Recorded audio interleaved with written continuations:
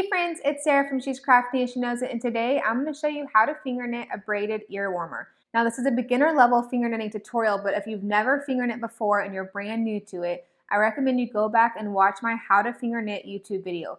I will put a link to that video in the description below this video so that it's easy for you to find. But that how to finger knit video is just an intro to the basics of finger knitting. I show you how to finger knit with 2 fingers, 3 fingers, and 4 fingers. And so for the braided ear warmer we're making today, we're going to be finger knitting with 4 fingers. So go back to that how to finger knit video, make sure you know how to finger knit with 4 fingers, and then come back to this video. So let's go ahead and jump right in.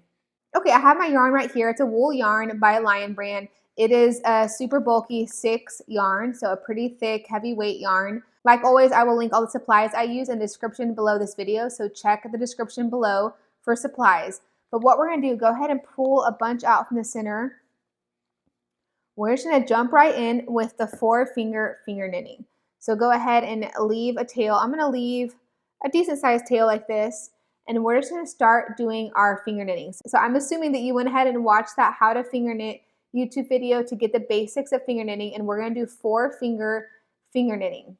Now this is super simple, fun little quick headband to make, something you can definitely do while you're watching TV, having coffee with a friend, watching a movie, anything like that. And this is something that can be done any age. If you have kiddos, this is definitely something they can do. My girls are 8, 10, and 11, and they love finger knitting.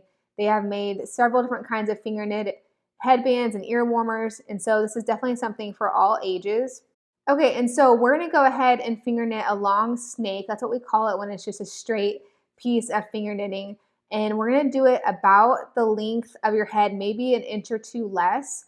I'm going to do mine. My head circumference is about, if I measure it the way that I'm wearing a headband, so not just straight on the top, but like the way that you would actually wear the headband, close to the bottom of your neck and then over your ears and up towards the top of your head.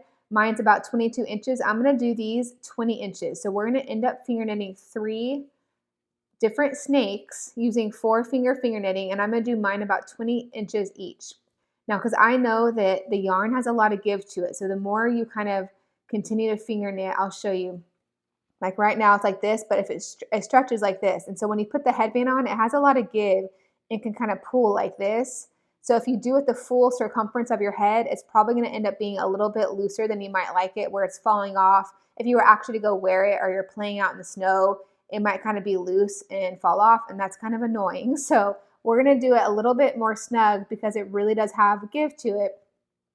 And then of course, it depends on how big your head is. So don't do yours just the exact same as mine. You're going to need to kind of measure your head and get an idea, and then do it maybe a couple inches less than the circumference of your head. And then we're just going to go ahead and keep finger knitting. So all in all, we're going to go ahead and make 3 snakes. Like I said, we call them snakes when they're straight, long pieces like this.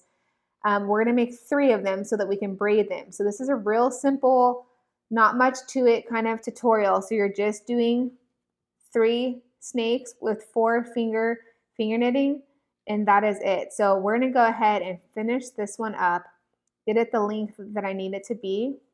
And of course, you can customize it using any color. You can use thinner yarn. It's going to look different. The weave's going to be a little bit more open. So kind of the yarn that you use will change how thick and bulky it looks. So when I say 20 inches, if I stretch this as hard as I can probably make it 20. I don't mean stretch. I mean when it's not stretched, I'm going to do it about 20 inches. So right now it's at 13, because I know that if my head's 22, I know it could stretch at least 2 inches even after being braided. So right now I'm at about 13, so I need to keep going. And then while I have this out, if for some reason you're finger knitting and you need to stop, you need to use the restroom, you need to help one of your kiddos do something, there are stitch markers. This is a huge one. They come in all different sizes, but you just take off the loops and put it on here, and then you put it back on your fingers when you come back. And when you put it back on your fingers, just remember it'll always be where it goes this way, off towards the back. It's on the back side of your hand, and the back side of the stitching faces up. So this is the back side where it's kind of straight horizontal lines. The front right side is the knitting where it has V's. So if you use the stitch marker and come back, you want it being on the back side of your hand with the back side facing up. That's how I remember it. Okay, I'm going to keep knitting, and I'll come back when I have all 20 inches done. Okay, so I have finished finger knitting the 20-inch section. So this is a 20-inch little snake. not stretched. So I did not stretch it out when I measured it. So 20 inches, just like this, the way the yarn naturally is. We're gonna go ahead and cast it off, but first I need to cut kind of a little tail on this end.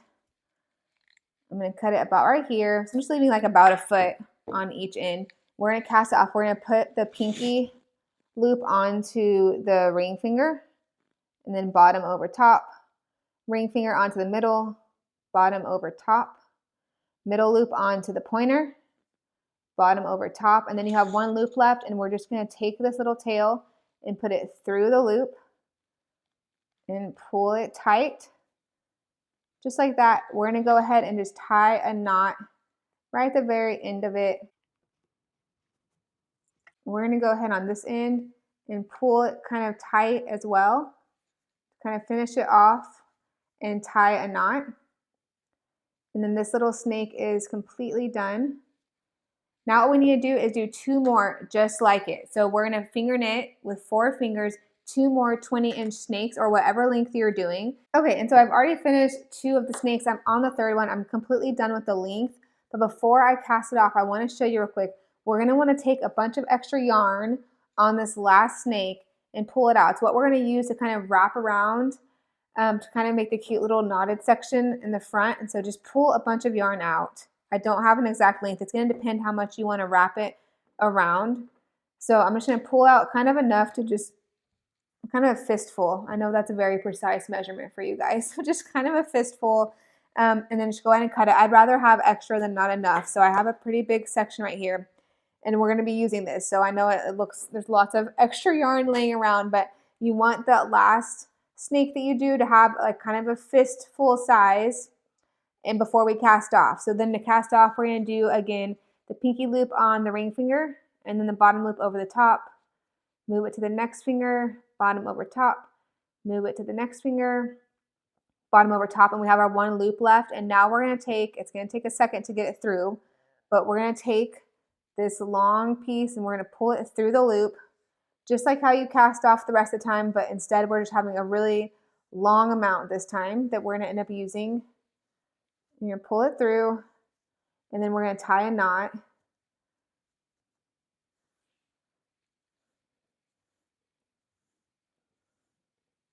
This wool yarn has a lot of little fibers, so if you see that the table is getting dirty from the yarn, it's kind of getting a lot of little fibers off. Okay, we're going to pull it real tight, and then we're going to go ahead on this one and kind of pull the end and tie that up in a knot as well.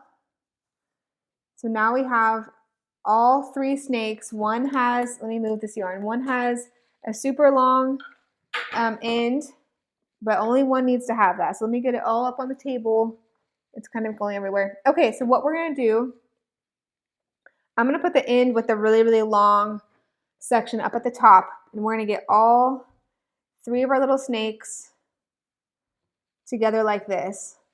And I'm gonna tape it to my table. So you don't have to use tape. It's way easier, in my opinion, if you do use some tape and tape it to the top. So, okay, get all 3 of your little knotted sections together like this. And then we're just gonna put a piece of tape right across it so that we can braid it easily. Okay, now that it's taped to the table, we're ready to braid it. And so I have the top side, the pretty side facing up that's knitted. If you flip it over, you can tell it's the back side because it has those horizontal stripes. So I'm putting the back sides down, the knitted pretty side up, and we're gonna braid it. If you are new to braiding and you've never braided before, or you're a kiddo and you're watching this and you're not exactly sure how to braid, you just start with the outside. So I'm gonna start on the right, and you put the outside one over the one next to it, just like this. And then you take the left one on the outside over the one in the middle, just like this. And then now the one on the right over the one in the middle. And you keep going. So it's just the outside going in over the one in the middle. Keep going. Now obviously you can braid this as tight as you want to or as loose as you want to.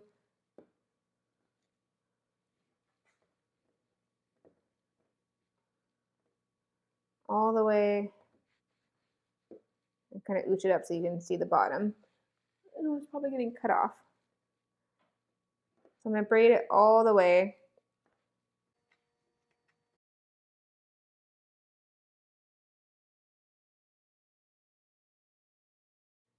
Okay, if you when you get to the end, if one's a little bit longer, you can kind of ooch it up and play with it. Ooch that one a little bit looser throughout just to make it all the exact same length. So hopefully you can see mine ends like this. I'm gonna go ahead and just braid the strings at the end a little bit just to make sure the braid is holding really tight. So hold on, I know this is out of the focus of the camera, but I will come right back and show you. Okay, so all I've done is continue the braid like this, just well past the snake part. So that way it stays. We're gonna move it to the side. I'm gonna untape this. We're just gonna make sure it kind of wants to come undone. So we're gonna do it like this.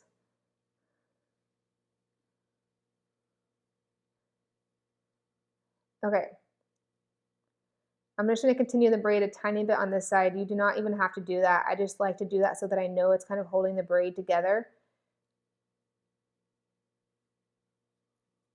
So all we're gonna do now is we're gonna join the two sides together and we're gonna tie it in a knot. Now this one side has the very long bunch, so I'm gonna kind of leave it there. I'm gonna use the shorter side to do all of the wrapping around so that I don't have to mess with that big bunch of yarn. So you're just gonna tie it in a knot, just like this, and pull it real tight. Now you can cut the ends off and leave it just like this. It would just have a knot right here. So if you're gonna use the knot under the back, like the nape of your neck, you can cut this off and just have these ends right here. What I'm gonna do is I'm gonna cut all the ends off. Make sure your knot is super duper tight. Make sure your knot's super duper tight, and then I'm gonna cut all the ends off except for the super long one that I left. So make sure you find the right one. So I'm gonna get all of these extra ends. This is the one that's super long. I'm saving that, and I'm gonna cut all of these ones. What we're gonna do is create a really pretty kind of wrap section. Like if you saw the finger knit headband ear warmer I already did, it's similar to that. So we're gonna cut these off. Okay, so now that it's tied off and it has the little frayed ends, like I said, you can leave it, cut this and have just little frayed ends where the knot is. If you do it that way, definitely do a solid knot, maybe a double knot, or you can have the end and wrap it around the frayed part. So when you wrap it around, you could wrap it just a tiny bit, just enough to cover the frayed ends, or you could use all of this, which is why I cut mine so long because I wasn't sure what I wanted to do. You could use all of this to wrap a bigger kind of chunky section. This is what we did in the finger knit headband ear warmer tutorial. And so it's a big chunky section. Normally this part goes in the front of your head, either in the center or to the side. But you don't have to do that. This braid looks really pretty. It would look really pretty doing it all the way around your head and having this part in the back. And so I'm gonna just kind of start wrapping around and see what I think. Now that I kind of see how pretty the braid looks, I'm wondering if I just wanna do a tiny bit of wrapping, just enough to cover the knot in the frayed end and do it pretty tight, rather than doing a big chunky section. I'm gonna try and do it really tight, cover all these little frayed ends. So you're just kind of passing this big ball of loose yarn through the headband. Okay, this will be good. So it's just a tiny little section in the back that will go at the base of my neck, kind of just covering the knot. And what we're gonna do is I'm gonna flip it over to the underneath. I actually am gonna go ahead and cut this a little bit so that I don't have so much to work with.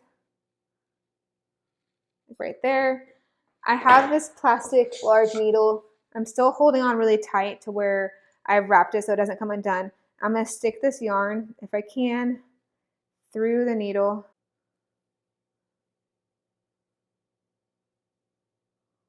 Okay, I've threaded the yarn in the needle while still holding this over here. I'm going to kind of loop it under one of the threads or a couple so that I can kind of do a knot on the back side. I've done it really tight, so it might be a little bit hard to get through. You're just gonna kind of do a loop and then put the needle back through. We're just kind of creating knots. Okay, I'm gonna do one more time. Kind of going through like this. And then once you go through and you have a loop, you stick the needle back through the loop This creates a knot to keep everything in place, just like that. Now that's like that, I'm gonna go ahead and tie one knot just in the yarn by itself.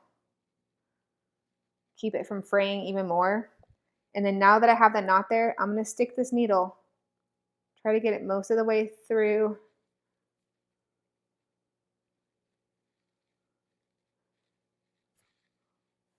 Just like that. And I'm just gonna go ahead and cut the extra off. We don't need it anymore.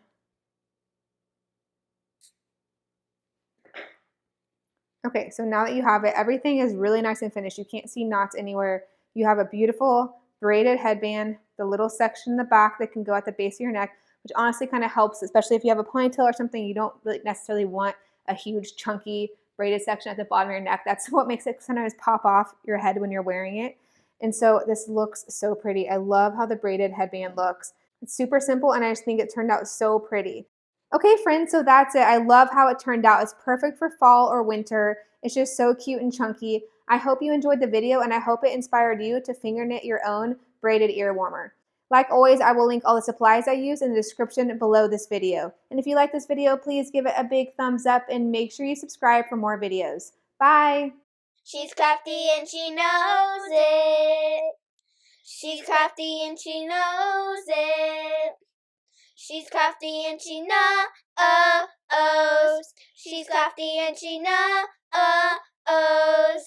it.